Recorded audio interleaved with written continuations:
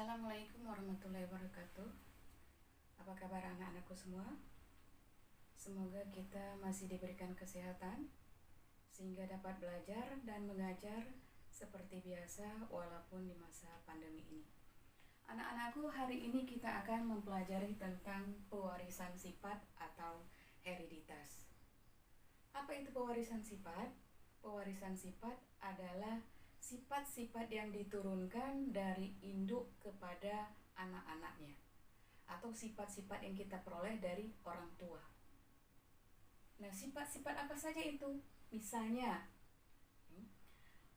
warna kulit, warna mata, kemudian golongan darah, bentuk hidung, rasa, itu misalnya manis, asam, itu juga termasuk di dalam pewarisan sifat. Bagaimana cara kita memperoleh sifat-sifat tersebut? Sifat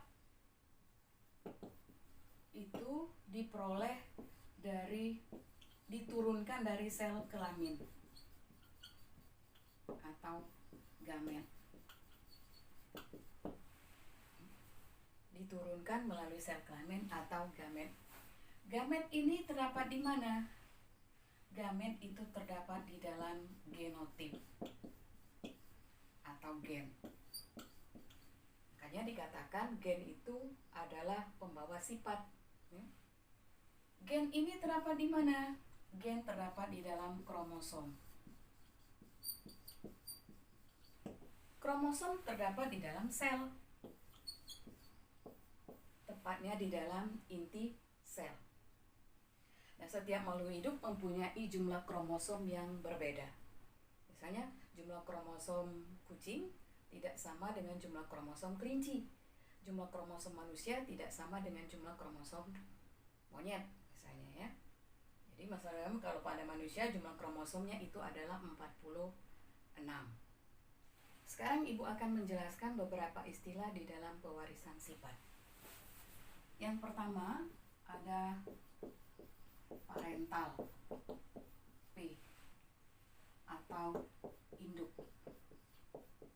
Induk ini ada dua, ada induk jantan dan ada induk betina. Jadi induk jantan dan induk betina. Kemudian ada filial, F, anak. Jadi kalau misalnya F1 artinya keturunan pertama, F2 artinya keturunan yang kedua. Kemudian ada genotip atau gen tadi. Jadi genotip ini sifat yang tidak tampak dari luar. Biasanya disimbolkan dengan huruf. Ya, disimbolkan dengan huruf. Dua buah huruf. Bisa hurufnya sama, bisa berbeda. Misalnya hurufnya M besar, M besar, M besar, M kecil, atau M kecil, M kecil. Atau misalnya ada juga M besar, kemudian K besar, K besar. Ini namanya genotip. Kemudian ada juga yang namanya fenotip. Fenotip itu sifat yang tampak dari luar. Ini misalnya M ini untuk manis, M besar. M kecil untuk asam. Jadi kalau tertulis M besar artinya manis. Kalau M kecil artinya asam.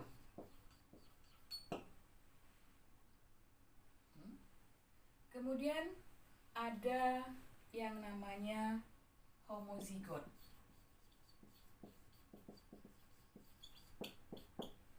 Homozigot ini artinya gen tersebut mempunyai alel yang sama, hurufnya sama. M besar dengan M besar, M kecil dengan M kecil. Ini dikatakan homozigot. Ya. besar, M besar, M kecil, M kecil. Ada heterozigot, mempunyai alel yang berbeda. Jadi hurufnya misalnya M besar, M kecil. Misalnya K besar, K kecil. Ini dikatakan heterozigot. Kemudian ada juga istilah dominan dan resesif. Dominan artinya sifat yang sering muncul, ya, sifat yang menutupi sifat yang lainnya. Misalnya ada buah rasanya manis, disilangkan dengan buah rasanya asam. Yang timbulnya nanti anaknya bersifat manis. Maka dikatakan manis ini bersifat dominan. Ya. Jadi kalau ini M besar, ini M kecil, maka di sini akan menjadi M besar, M kecil. Ya. Jadi kalau M besar manis, M kecil asam, maka M besar, M kecil manis. Karena ini bersifat dominan. Lawan dominan itu adalah resesif. Resesif itu artinya sifat yang tertutupi, tidak kelihatan. Ya, jadi tapi masih ada. Jadi ini di sini M besar manis, ini M kecil asam, tetapi asamnya tidak nampak lagi, tertutupi oleh sifat manis. Jadi misalnya kalau kita upacara bendera, anak yang tinggi berdiri di depan, kemudian yang pendek berdiri di belakangnya, ya, maka kelihatan dari depan itu anak yang tinggi saja, sedangkan anak yang pendek itu tidak kelihatan, tertutupi, tetapi ada. Ini.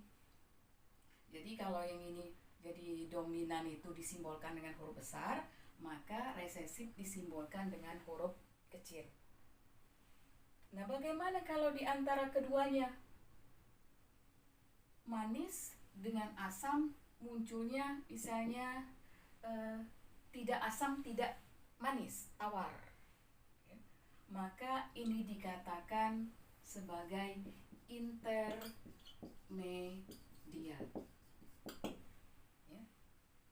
50%